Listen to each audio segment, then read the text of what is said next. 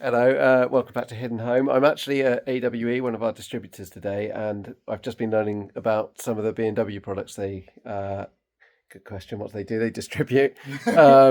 And it felt like gold for you guys, so I thought I'd just record this next little bit whilst I get told about what's in this room. So I'm going to turn the camera around. So what we'll probably do for the purposes of the videos is I'll go back and talk about some of the custom install speakers, but this is the core range of Bowers and Wilkins. They kind of have three levels. You've got 600 series, 700 series, 800 series. And in this example, this is actually the 700 signature range.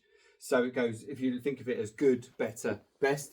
This stuff's the flagship, the 800 series, and these are the speakers that you would see in Abbey Road Studios. If it's a John Williams, David Williams, John Williams, yeah, that'd be a bit of an odd soundtrack. If it's John Williams soundtrack, he always mixes the orchestral stuff on Bowers and Wilkins speakers, and always, whenever possible, that would be done in Abbey Road Studios. So if you want your movie soundtrack to sound exactly how it was when John Williams first heard it in the studio, Bowers and Wilkins 800 series. Okay. Now the core technology from these actually does step down into the 700 series, so you can still see you've got the tweeter on top design, continuum drive units, and even when you step down into the 600 series, still continuum drive units. And in here, yes, the tweeter is inside, but that is independently. It's actually got its own housing within there itself. I was with the guys at Vivid Audio and met the guy who designed the Nautilus and all the tubes. If you want to look at Nautilus, we just turn the camera around. Go, yeah. So this is actually a 30-year-old design, the Nautilus, and you can actually see from this that tweeter on top design and how the tweeter actually sits here. If you look at the newer range, it's exactly Dickey, the same. That's his surname, is it? I want to say he's at James as well. But so this is actually a 30-year-old design now, and Bowers and Wilkins still make.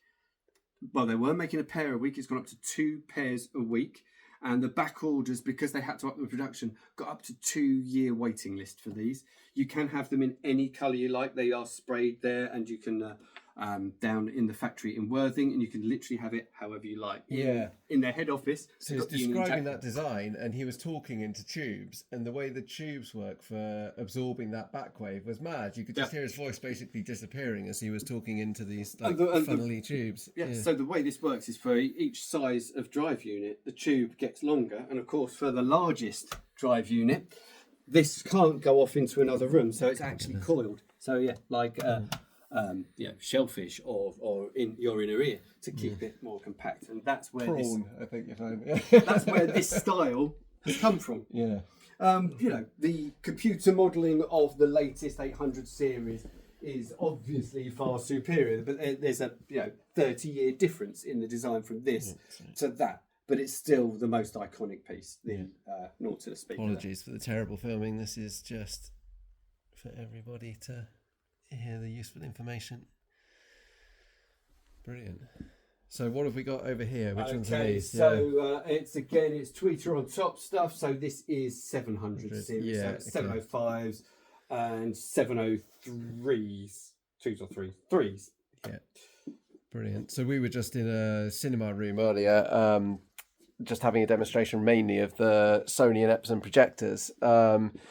But we were listening to some of the B&W in-wall subwoofers, which I have to say were really impressive. And then outside that room, we were looking at the in-wall variants of these. And you were describing that effectively you can choose between having any of this range or any of that range in an in-wall variant and getting largely the same components, if not identical. But sitting in 4-inch stud work, so you can have it hidden in your walls rather than obviously you're paying for beautiful cabinets. With these, where with the in-wall stuff you actually save a bit of money because you don't have the pretty cabinet, but you still get the sound quality.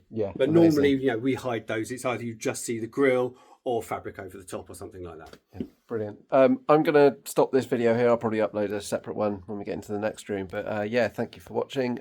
Like, subscribe, comment, ask questions. It helps me, and obviously it helps you guys if I can answer questions. Thank you. Bye.